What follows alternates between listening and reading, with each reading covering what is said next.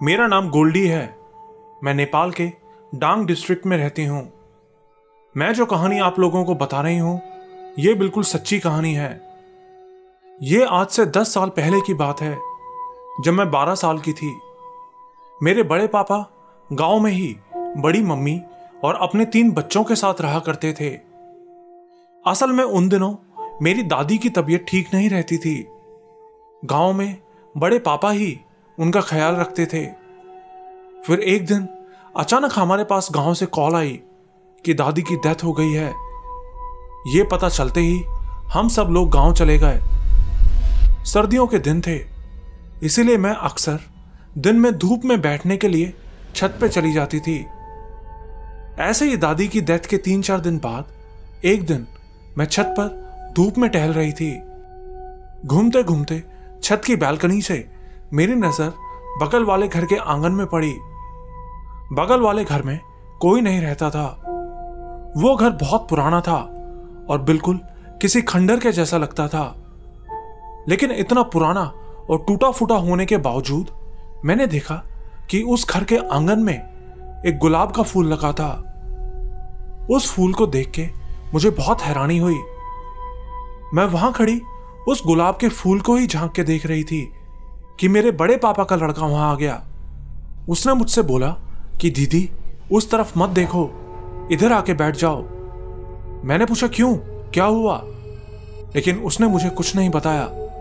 बोला कि चलो उस तरफ चल के खेलते हैं। मैंने भी ज्यादा ध्यान नहीं दिया और वहां से चली गई। अगले दिन घर में बहुत सारे रिश्तेदार आए हुए थे और हम सब छत पर ही बैठे थे। मैं फिर से जाके उस घर की तरफ देखने लगी। वो गुलाब का फूल अभी भी उस उजाड़ खंडर बने घर में खिला हुआ था। लेकिन तभी मेरी बुआ वहां आ गई। मुझे उस तरफ देखते हुए बुआ ने बोला, गोल्डी उस तरफ क्या कर रही हो, इधर आके खेलो। उस घर की तरफ मत जाया करो, ना ही उसकी तरफ देखा करो। मैंने पूछा क्यों बुआ, क्यों ना देखूं, क्या है उस घर में ऐसा? तो बुआ ने भी मुझे कुछ नहीं बताया। बोली कुछ नहीं, कहीं गिर ना जाओ, इसलिए उस तरफ मत जाया करो। इसके बाद 2 बार मेरी मम्मी ने भी मुझे उस घर की तरफ जाने को मना किया था, लेकिन कोई भी कुछ बताता नहीं था। मुझे ये तो समझ आ गया था कि उस घर में पक्का कुछ गड़बड़ है, लेकिन ये नहीं पता था कि क्या गड़बड़ है। फिर 2 दिन बाद रात में मैं और मम्मी बेड पे सो रहे थे कि तभी मुझे वॉशरूम जाने की जरूरत महसूस हुई। तो मैंने मम्मी को उठाया और फिर मम्मी मुझे बाथरूम की तरफ ले गई। मैं बाथरूम के अंदर चली गई और मम्मी मेरे बाहर आने का वेट करने लगी। हमारे घर का वॉशरूम बाहर आंगन में बना था, जो कि साथ वाले उस घर के आंगन से सटा हुआ था, और बाथरूम के अंदर से उस घर का आंगन बिल्कुल साफ दिखाई पड़ता था। टॉयलेट करके मैंने बाहर जाने के लिए बाथरूम का दरवाजा खोला ही था कि तभी मुझे एक आवाज सुनाई दी। आवाज ऐसी थी जैसे कोई आदमी रोते हुए कुछ बोल रहा हो। वो आवाज सुन के मैं तो बिल्कुल शॉक्ड हो गई और मम्मी की तरफ देखने लगी, ये सोच के कि मम्मी ने भी क्या वो आवाज सुनी है। मम्मी की तरफ देखा तो मम्मी भी मेरी तरफ देख रही थी और बहुत डरी हुई थी। हम दोनों ही बहुत डरे हुए थे। और फिर मैंने बाथरूम की दीवार के छेद में से बाहर जो देखा वो मैं आज तक नहीं भुला सकी हूं।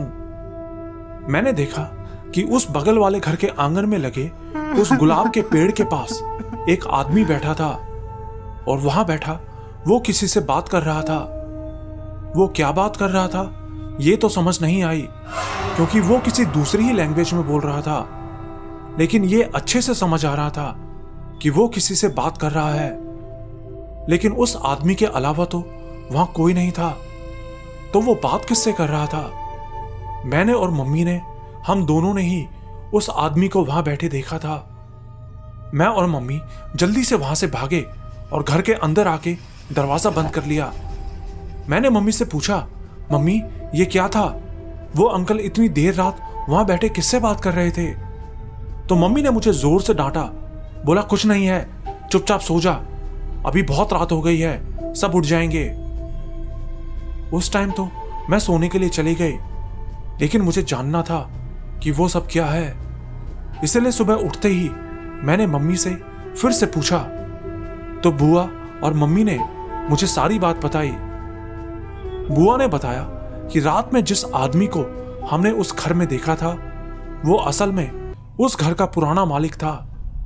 बहुत साल पहले वो और उसकी वाइफ दोनों उसी घर में रहा करते थे। तो एक दिन उनके घर में एक चूड़ी बेचने वाली औरत आई, चूड़ियां बेचने के लिए। पहले के टाइम में ऐसे ही चूड़ियां और बर्तन बेचने औरतें घरों में आया करती थीं। उस औरत ने बहुत सारे चांदी के जेवर पहने हुए थे, जिनको देखकर उन दोनों मियां बीबी के मन में लालच आ गया और उन्होंने उस औरत को घर में बंद करके उसको करंट लगा के मार दिया और मारने के बाद उसकी लाश को अपने घर के पीछे वाले आंगन में गाड़ दिया। लेकिन कुछ ही दिनों बाद पुलिस ने उनके आंगन से उस औरत की गड़ी हुई लाश को ढूंढ निकाला। उस आदमी को जेल में डाल दिया गया। उसके कुछ दिन बाद ही उसकी बीवी भी वो घर छोड़ के सामने वाले घर में जाके रहने लगी। फिर कई साल बाद वो आदमी जेल से सजा काट के उस घर में वापस आ गया, लेकिन वो भी अब उनके नए वाले घर में ही रहता था। उस आदमी को पता नहीं क्या हो गया था। हर रात वो अपने पुराने वाले घर में जाके उसी जगह बैठ जाता जहां उसने उस औरत को मार के गाड़ा था, और वहां बैठ के वो घंटों उस औरत से बातें करता है।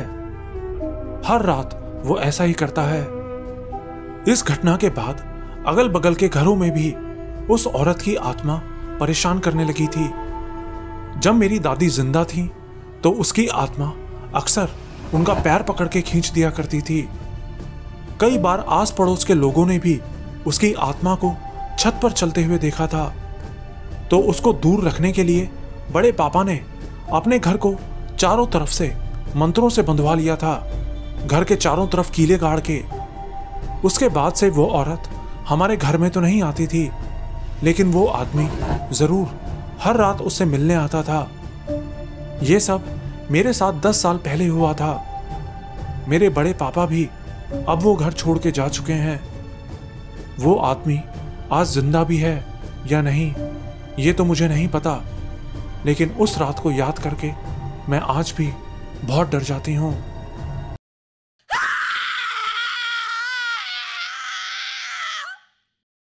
दोस्तों, आपको ये वीडियो कैसा लगा? अगर पसंद आया हो तो जल्दी से चैनल को सब्सक्राइब कर लीजिए।